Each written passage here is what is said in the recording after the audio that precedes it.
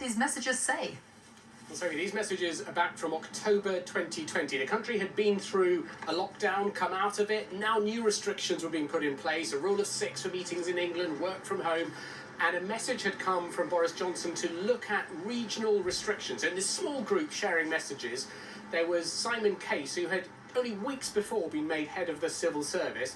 He's asked, why are they looking at this? And he says it's whatever Carrie, that's Carrie Johnson, as she became, Borris Johnson's partner, whatever she cares about. And he goes on to say, I was always told that Dom, that's Dominic Cummings, the Prime Minister's chief political advisor, I was always told Dom was the secret PM, the real person in charge is Carrie.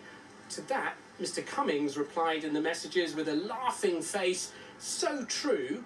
And the director of communications in Downing Street, Lee Kane, he said, she doesn't know what she's talking about either, Jesus. And then Simon Case goes on to say in a message, we look like a terrible joke, I cannot cope with this.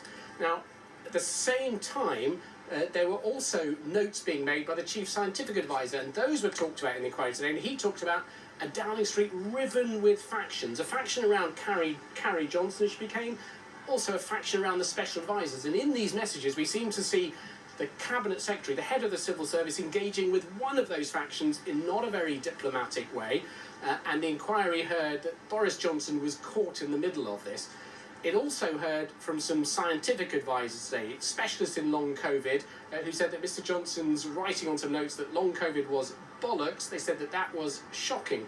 But all of this is about going to the heart of decision-making in Downing Street and how that impacted the outcome of the pandemic.